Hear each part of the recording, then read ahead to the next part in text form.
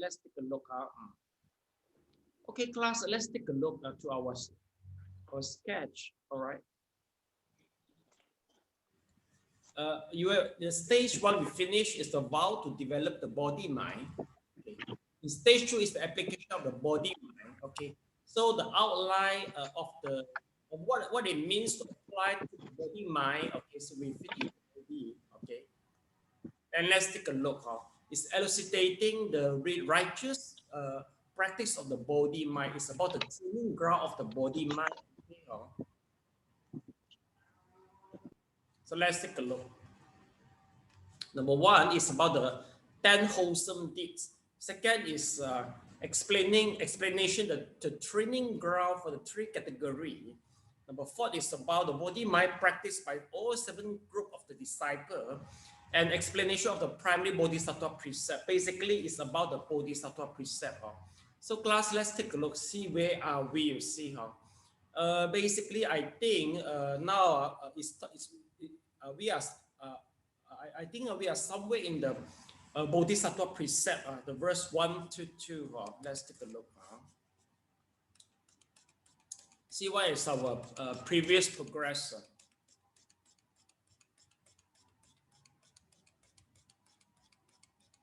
Okay, it's a 3 cumulative precept. Yes, it is right. We are in the Bodhisattva precept. So having the 10 good deeds, you see, 10 good deeds basically is the summary for the Bodhisattva precept. Okay, a class basically whether Buddha is available or not, 10 precept is the most important thing to safeguard the whole world. Okay, sometimes Kaiyin mentioned that is the repent and the remorse. Okay, they say repent and the remorse is 2 of the cetasika to safeguard the whole world. Actually, the meaning is the same. Why? Because the repent and the remorse, they are both. It makes people try to refrain from doing the bad and also try hard to do the good. So it's the same meaning with me. Then again, are included in the 3 cumulative precept. Okay, why cumulative? Because it's accumulate. We got 3 types of the precept. 3 cumulative. One whatever is considered good, you have to do. Whatever considered bad, you shouldn't do. Whatever is benefit to the living being, you have to do. So for this 3 cumulative precept, the priority is different. With our Sravaka precept and for the layman precept is totally different. As long as you can benefit the living being, you should try to. Of course, you have to fulfill the requirement as a bodhisattva before you do this. For example, according to the bodhisattva precept, this is the more minor precept that said, by demonstration of the psyche, you are able to help the living being. As a bodhisattva, you should do that, or you are considered commit the rules, you see. So from here we know that, because basically we say no matter how we shouldn't demonstrate the psychic, right, in the Nikaya and also the Abhidhamma, right? But here, go to the bodhisattva, the priority is different already. So it's number 1. Second, even mentioned that by breaking the precept, having sex with the prostitute, let's say you can help the prostitute, you should do that. Of course, I think this bodhisattva is not a normal human being. That should be a quite superior bodhisattva. So that's why if they don't help the prostitute, then they are considered commit. The rules. This is also another minor rules. Okay, so that is the example, which is these 2 rules is available in the Yogacara version of the Bodhisattva precept. Okay. All right, then now we finished already. So this doesn't mean taking refuge for a single life, but it's for many, many lives. Okay. Then besides this, Bodhisattva of the 10 good deeds depart from the sea of suffering of the 3 realms forever. You see, so meaning to say that they are quite good, in the sense that they have a good fundamental already. Then besides, it's about this. The 4 serious and 43 minor precepts. This is about the Yogacara. Yes, the example I could is from this version. The minor precepts are somewhat different in the different version. but the serious precepts are generally the same. So here we are able to see there's a different version. You see Yogacharya Bodhisattva. Then you see we see one more version is about the Siddhigarbha Sutra. All right. Sutra of the original karma of Bodhisattva as a necklace of the precious stone. This is one of the Bodhisattva precept also. All right. And then Fan Wang Jing also other one. Okay. So now we go to the verse number 1 to 2. Yes, Sally, can you please read it out? Okay, Sally. Verse 1 to 2, withdrawal and loss of body mind. Jealousy, stinginess, anger, and arrogance obstruct the acts of benevolence and violate the precepts of the great vehicle. Of the prohibitive precepts of the Bodhisattvas, some are more important. Numerous great vehicle sutras equate reliance on Bodhisattva mind with single fundamental Bodhisattva precept. For example, with regard to benefiting sentient beings, if one has thoughts of being wary and abandoning one's purpose of or of not wanting to realize the unsurpassed Bodhi, but instead wanting to attain self-benefiting arahantship, or of seeking the sensual pleasures of the world, and not wanting to seek enlightenment and transform sentient beings, a single such thought leads to the withdrawal and loss of body mind and violates the pure bodhisattva precepts. Body mind can be described as fundamental, all-inclusive precepts for bodhisattvas. It should be protected and kept by students of the great vehicle. As for particular bodhisattva precepts, these share with the Stravakas the prohibition of killing, stealing, sexual misconduct, and lying. As for the serious bodhisattva precepts, not shared in common with the Stravakas, these occur in slightly different form in various sutras and texts. But all sources mention 4 serious precepts regarding jealousy, stinginess, anger, and arrogance. It will be explained drawing on the Yogacarin Bodhisattva precepts. 1. Jealousy due to greed for personal gain, offerings, and respect. One becomes jealous of others, and because of this, one purposely praise oneself and slander others. 2. Stinginess. Although one may have wealth and Buddha's teaching, when people come and ask, one gives neither. 3. Anger. One hurts others by scolding, and when one comes to apologize and ask for forgiveness, one continues to hate them. 4. Arrogance. Considering oneself extraordinary, one preaches some seemingly correct, but really incorrect Buddha Dharma and slanders the true Dharma and that others preach. Okay, thank you so much.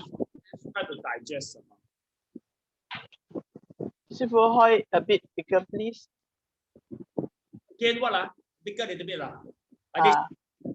Okay, thank you. Thank you so much. Yes.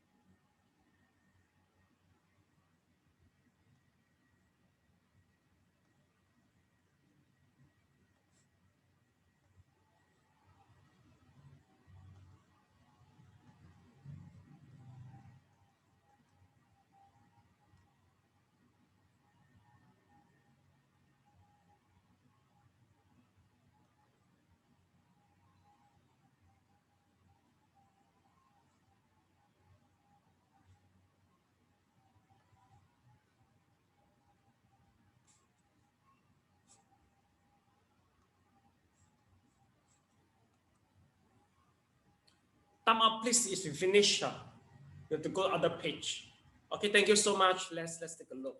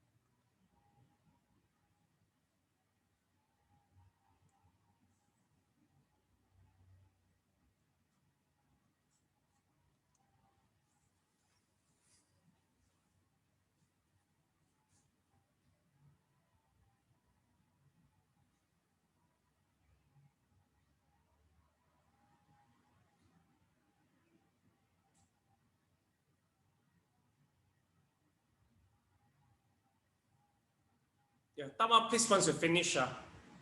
Yeah, thank you so much. Okay, class, we talk about a Bodhisattva precept. Okay, we draw the Bodhisattva precept by just single thought. Well, it looks quite serious and quite difficult to adhere. Well, this is true.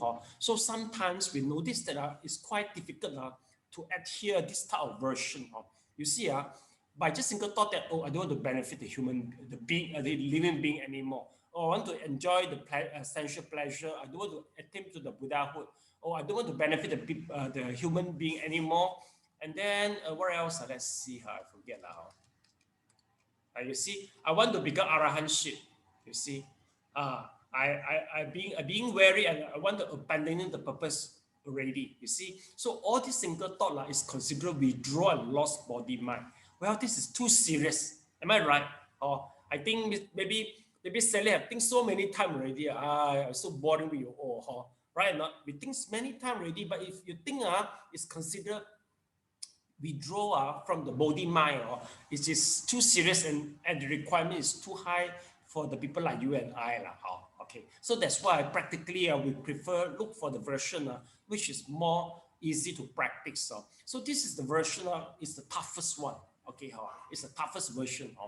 And there's a four fundamentals, most major precept. All is relates to the living being. Number one is the jealousy. We jealous their performance, okay, achievement, then we slander them. Okay, it's considered major already, or major offenses of the Bodhisattva. Then the second is stinginess. People come to us, but we don't give. We neither give. All right. And the third one is the anger. People come to us for forgiveness. We don't want to forgive them. Well, the third one I think is a good reminder for us. Once we are angry, yes, we will do so. But after once we are not. Once we come down, we should forgive to the people. And you see, for this, if we go to the Sravaka precept, in our version as a bhikkhu precept, this is not in the major.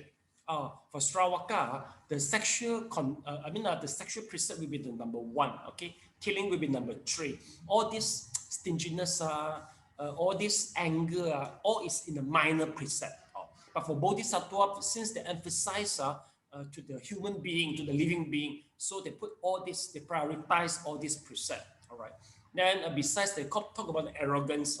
So you always, look high yourself. Have a high self-esteem, and then you look down to the people. So all this, basically, the people who is around us, if we always show this four type of the value, basically we can hardly make many friends. We don't talk about the bodhisattva, even the friends, we can hardly get many friends. If let's say we always with these four negative value. It is correct, right? Arrogance, anger, stingy, and also what else? These four things are. So it seems that it is a hindrances to getting more friends too.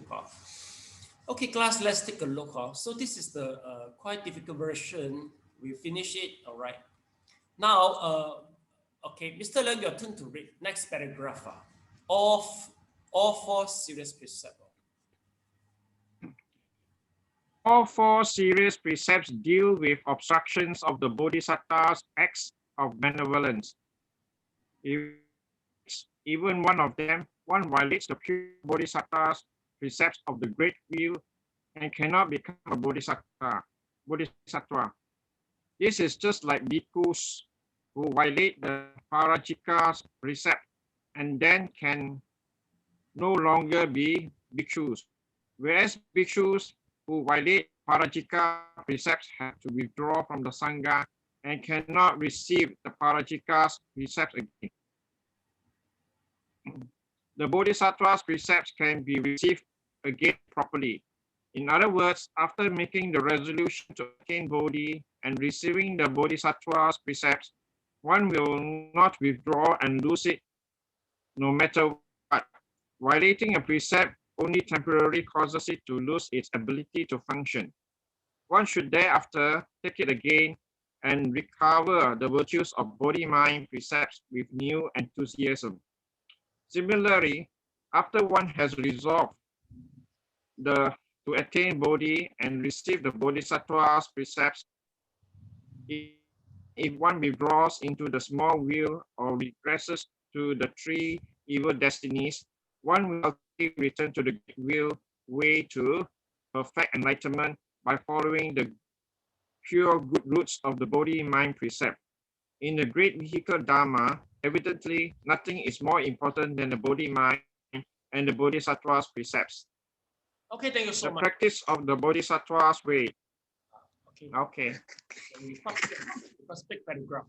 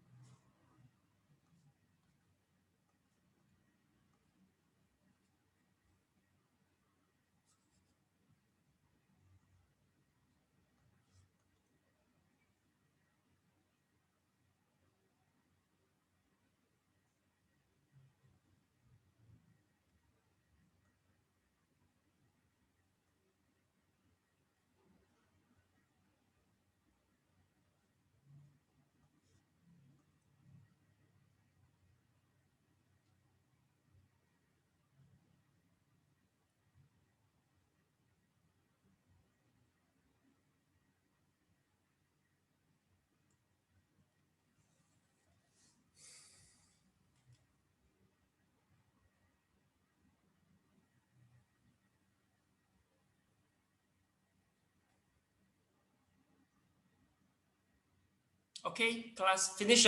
Yes. Okay, thank you so much. Okay.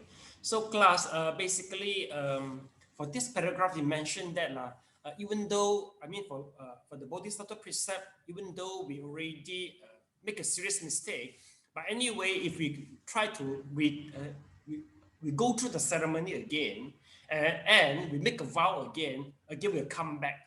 So according to the text, we mentioned that even though, okay, you regress as a Shravaka, but finally you will go back to the Bodhisattva. Well, it seems that once you really make a Bodhisattva, body mind, it seems the powerful is so strong, even though you were lost, but you will come back again. Okay, there's one example you talk about how if let's say we offend the four series of the Bodhisattva precept, it's just like a bhikkhu commit the parajika. Parajika mean what? Be hated. We have to be kicked out. We have to be kicked out from the Sangha community if you commit the four parajika. The four parajika is the four major precepts. Also for the layman, it's the same only. Just we are no sexual activity, but for the layman is cannot make sexual misconduct. So that's the difference only. But the rest all is the same only. For the layman, if you commit these four major precepts, you will lose your status as upasaka or upasika. You lost your status. But anyway, if we compare with the different types of the bodhisattva, with the different type of the of the precept, it seems the bodhisattva precept is very unique.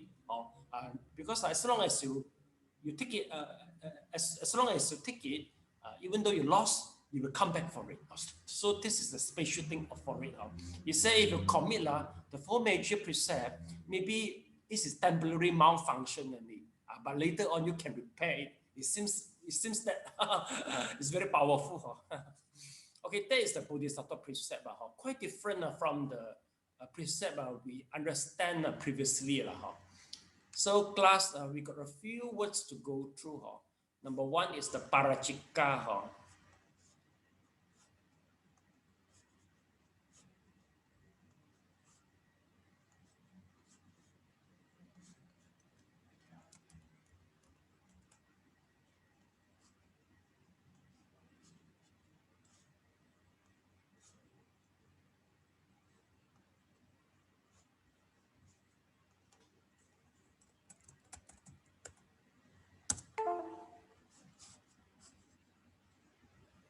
Yeah, okay, so this is a definition. Parajika offense is for killing a human being aside from oneself. A bhikkhu who attempts suicide incurs a dukkata. A bhikkhu who kills a non-human yakka. All right, so this is not a definition for the parajika. This is okay. The four parajika defeats a rules entailing expulsion from the sangha to life. Yeah, please copy down. This is the definition of the parajika. Parajika means defeats. The rules are rules entailing expulsion from the sangha for life. So we cannot commit the four parajika.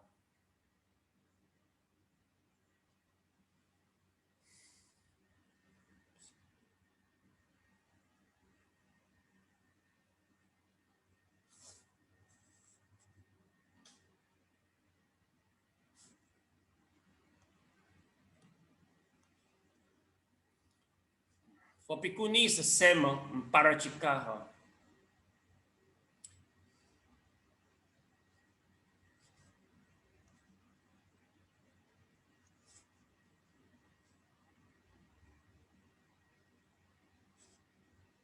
Yeah, maybe not big enough, right? Okay.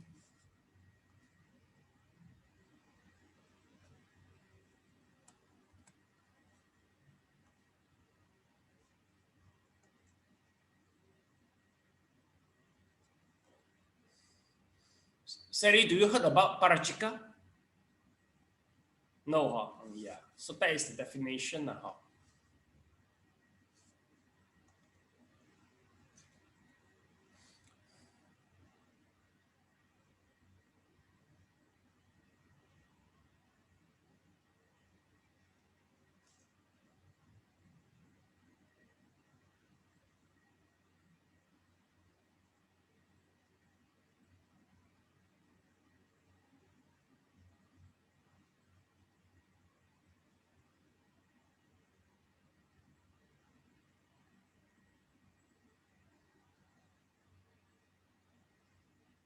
Okay, finish. Yeah, okay.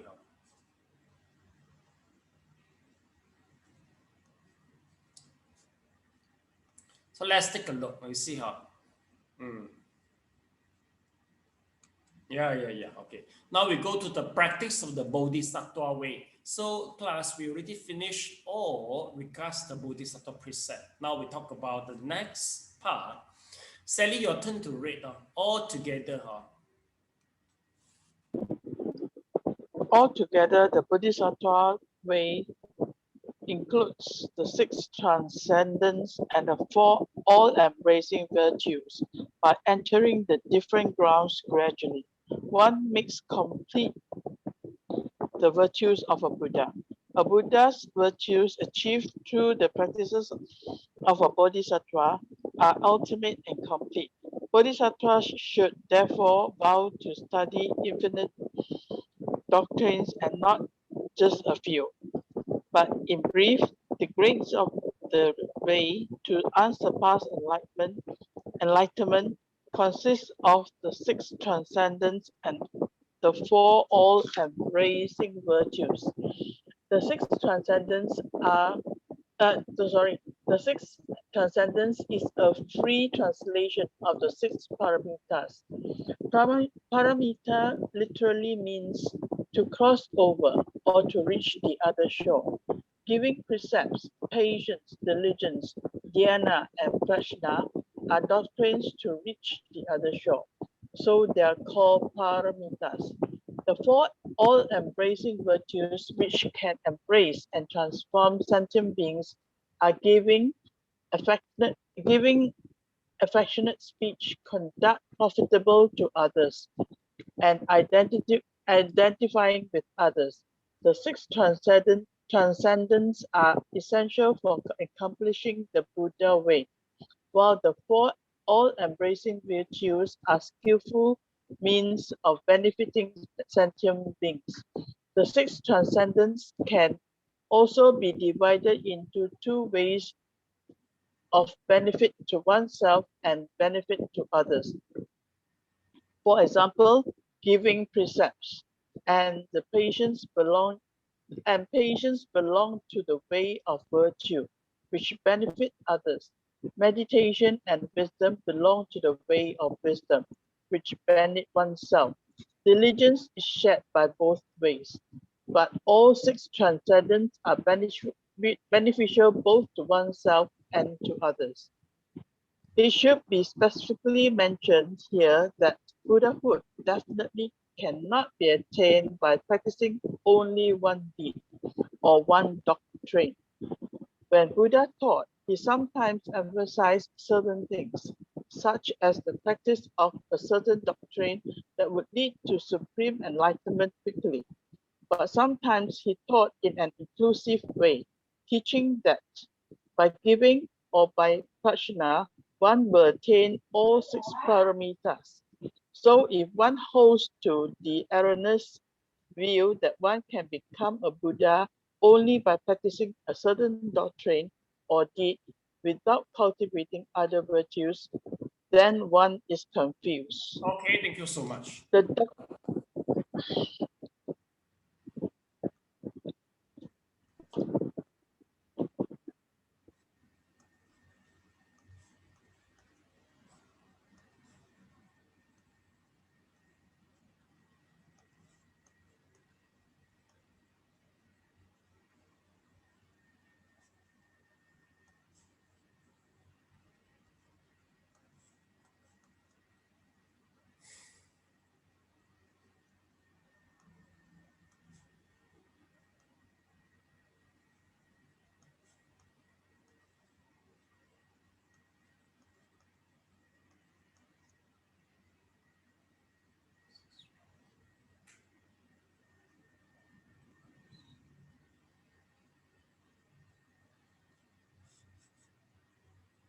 Oh.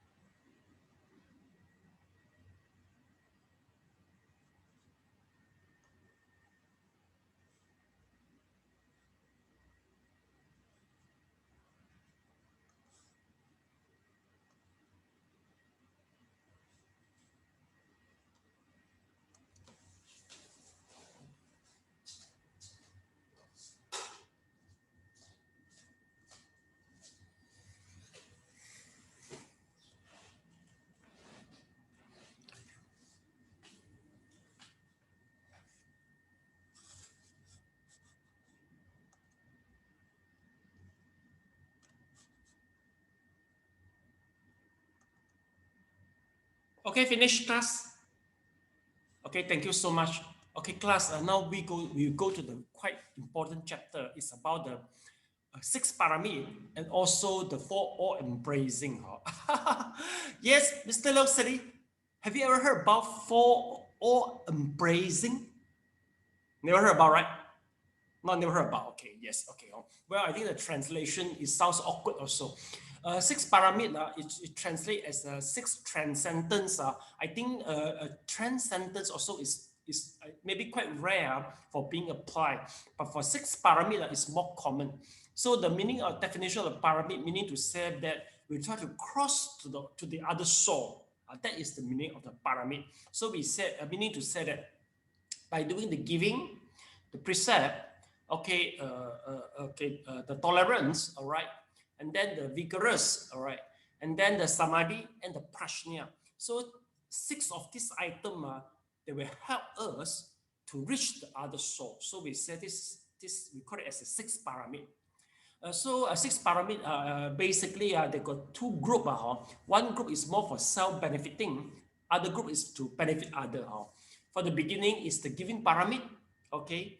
For the precept pyramid, for the tolerance, okay, pyramid. So these three are basically to benefit other. For the samadhi and the prajna pyramid is more to benefit ourselves. Vigorous is share both in, I mean, for benefit ourselves and benefit other. So that is the sixth pyramid. Whereas for all embracing meaning to say what? In order to you want to help more people. So first of all, you must have giving, and you must have good words with them. You must work together with them, and also you must make them feel that you are same group with them. So that is we call all for embracing. I will look for you the Pali terms. So this is English. I think it's not that properly translated. So you don't understand. So let's take a look. So here is the paramita. Paramita spiritual soul. Six transcendence. Mr. Leong, is six transcendence common to you? Or paramit is more common to you? Parami is more common because it is more widely used. Transcendence is quite rare, right? Okay, okay. So paramit so we use the paramit. Then let's take a look. Now it's a four all embracing. Let me show you the Pali terms.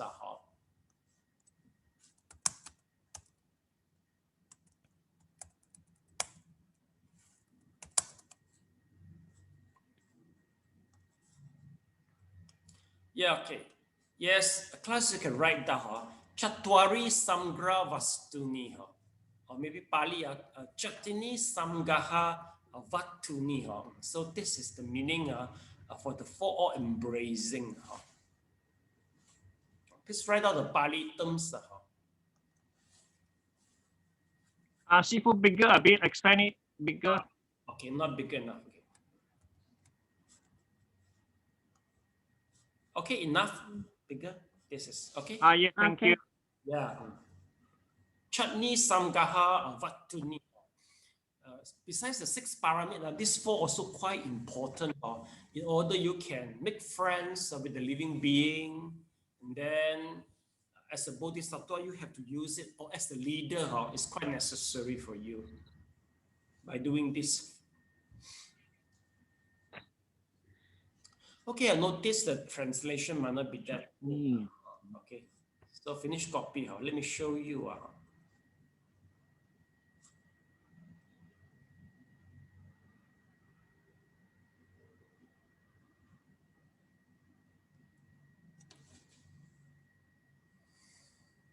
Okay, finish. So let me show you.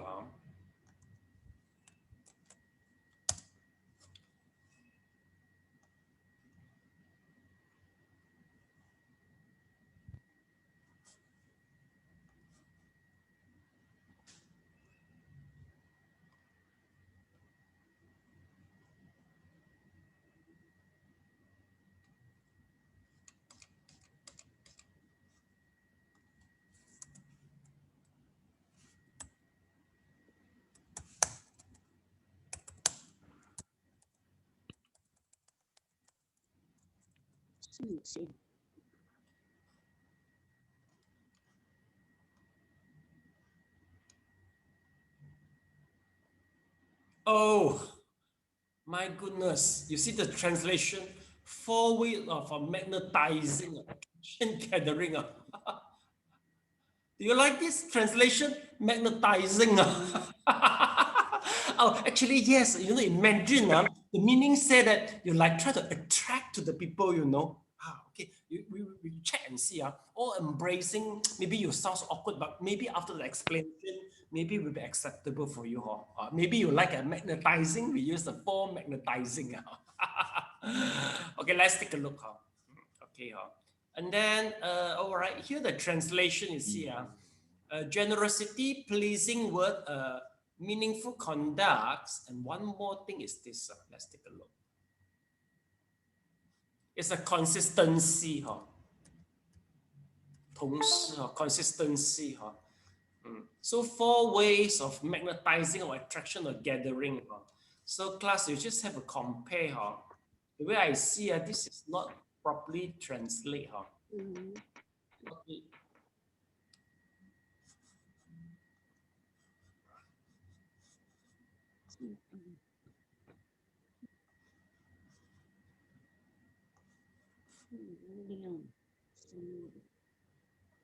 Okay, class, you can just make a choice. You can add some notes here. So regards this 4 all embracing, you just maybe put 4 ways of magnetizing or attraction, maybe gathering. The way I see gathering is more appropriate. I mean, it's more tailored to the Chinese. And then here you see generosity is giving here. Pleasing word is affectionate, speech is good. Meaningful conduct is a conduct profitable to others is the same. Number 4 is a consistency. Here is identify with other. This is why it doesn't make sense. Mr. Leong, is identifying with other make sense in English? Identifying with other, it just makes sense? Yeah, makes sense. Yeah, makes sense. Makes sense. Is identify with other makes sense? Same with the consistency? Meaning it's the same. Consistency?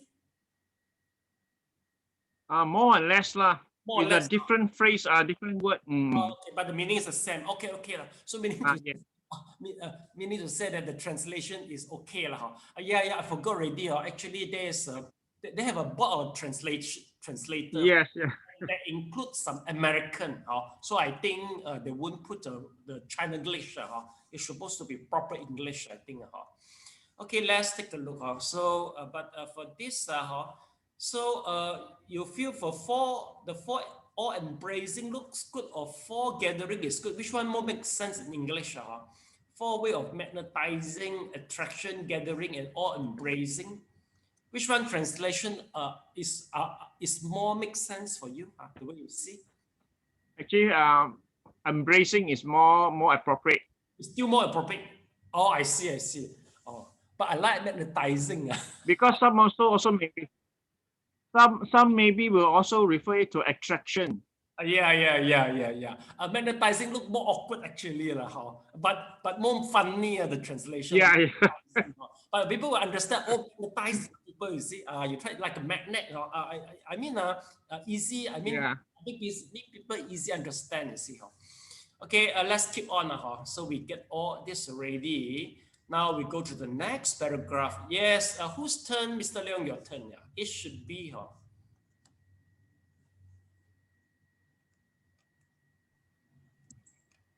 It should be specifically mentioned here that Buddhahood definitely cannot be attained by practicing only one deed or one doctrine.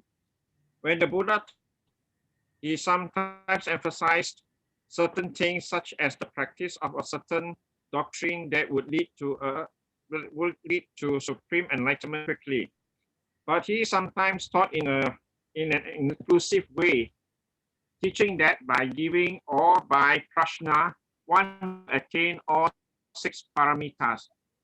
So if one holds to the erroneous view that one can become a Buddha only by practicing a certain doctrine or deed without cultivating other virtues, then one is confused. The doctrine should not be practiced partially or in a small measure, nor can the grades of the way to become a Buddha be completed in one day or one life. In the sutras, the course of practice from the superficial to the profound level is divided into various stages of action, and among the important ones are the 10 grounds. In the course of practice, bodhisattvas incessantly cultivate and initiate boundless virtues which are like a ground from which my witness can grow. Hence, these stages are called grounds. When one completes the 10, one becomes a Buddha. Okay. The first ground is...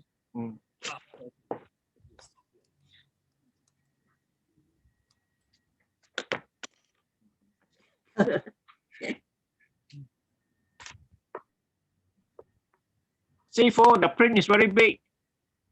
What is very big? What? Sorry, Mr. Liu. The screen is, the words is very... Over big already. The screen words is very big. You prefer small? Over big, yes. Go back. Go back to the normal size. Oh. How about this Smaller. side? Also big.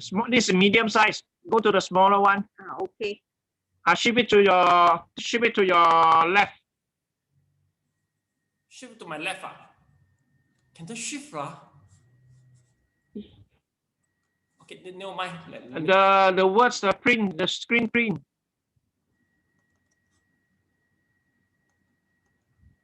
Okay, it just look more. Yes, okay. Enlarge it. Enlarge it. Yeah. Okay, now is this good? Okay, yes, that's right. Now it's normal. Yeah. I have to reshare again, then will be fine. Okay. Yes, very good. Fantastic now. Now fantastic, yeah. Really fantastic. Actually, I do nothing only. It go back to normal. Go back to normal. Go back to normal. Everything go back. Go back to the body mind. Yeah, everything happen automatically. See.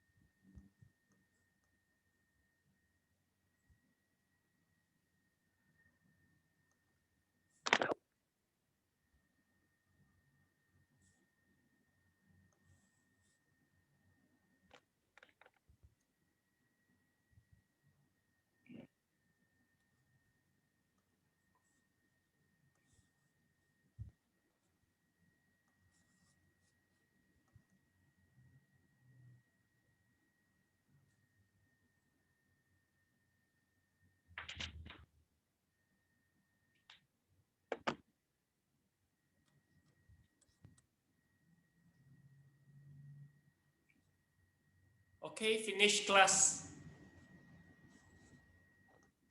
Okay, yes. Okay. So class, for these two paragraphs, I don't know whether this is a quite common way in English or not. For Chinese, sometimes we will emphasize that when you complete one portion, it's just like you complete the whole thing. The analogy we try to use is, it is not necessary for you in order to know the taste of the of the ocean, it's not necessary for you to drink the whole ocean, but one drop of the seawater is already enough for you to understand the taste of the whole ocean. It is correct, Sally? Or one drop of the seawater is already enough to understand the whole ocean instead of to taste the whole ocean. It is correct. Logic, right? Okay, but sometimes, we will use this in certain contexts. But for the sixth pyramid, if we say that by completing one pyramid, meaning to say you complete the rest, it might not be correct. Why? Because our six pyramid are six different elements. You have to complete them one by one, one by one. But sometimes the text, but just try to don't confuse that upon completion of one pyramid, meaning to say the rest you no need to complete. It is wrong already. Okay, whereas in the second paragraph, according to the text, it mentioned that in order to attain to the Buddhahood, you have to complete different stages. Okay, and the last stages to complete, they call it as the ground. So this is why a lot of we get the different type of the bodhisattva. This we call it as the ground bodhisattva. They're totally got 10 grade. Why? Because the ground can grow off all the merit. So we call it as the 10 ground. You see. So after the ground of after the grounding, after this stage, you will reach to become the arahant. No, the bodhisattva, the Buddhahood already. Just after completion of the ground. So this ground, basically, as we see, Guan Yin, Manjushri, Samatha, this one, all the bodhisattva, they are considered is about above the 10 ground, is about 9 or 10 ground bodhisattva and almost become the Buddha already. Whereas one thing I want to emphasize is most of the bodhisattva, they are totally 52 stages. I could show the example. I cannot tell you who is the first ground, who are the second ground, and who is the stage number one. I can't tell you exact. I cannot give you the example exactly. I don't know why. Okay.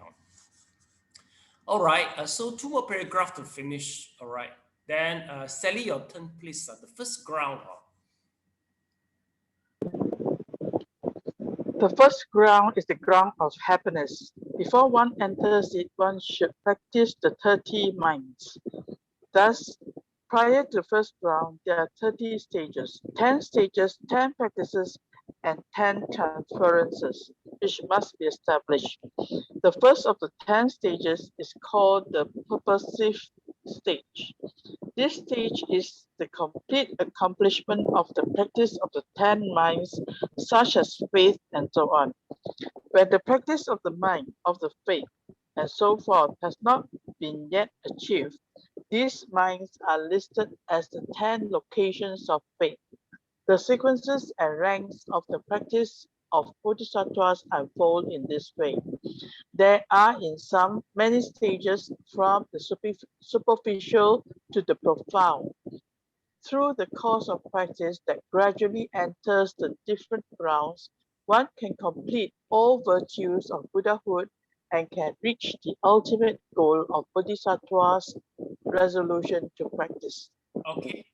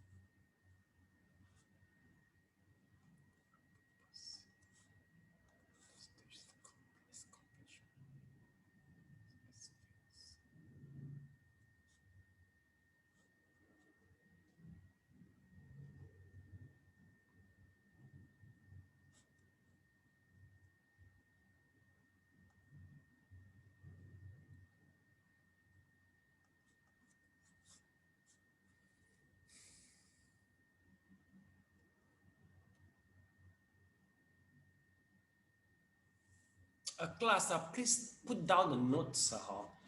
It begins with the 10 faith. Before the 10 stages is a 10 faith, 10 stages. The stages mean the purposive stage. So in front of the 10 stage is a 10 faith. 10 faith, 10 stage, 10 practice, 10 transference, and then 10 ground. So after the 10 ground, they will become the Bodhis, they will become the Buddha. So you just put down the notes. There you see 10 location of the faith. So it will begin with the 10 location of the faith.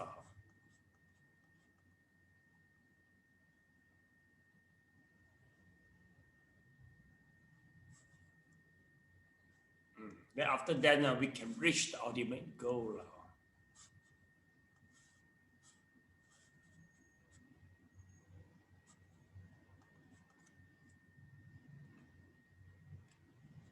Okay, so there's a totally 55 stages we see here. You see 30 mile, 30 is a 30, 10 grounds, all right. Then before the 10 stages is the 10 location of the faith, so totally 50. Sally, you used to chant a lot of the Mahayana Sutra. Do you have impression? Regarding this? 50 stages, no, because even though you chant, you don't know, and then the translation is other words, so you can really get it. Yeah, Mr. Leong, can you on your camera? Okay, yes. Hey, we stop here in order to commemorate the absence of Elena. Okay. Yeah. She's absent. Hey, she says she claimed that she is in low battery, so we suggest she should change to energizer supersize. Is this correct? Okay, bye-bye. See you 4:30. Okay, bye-bye.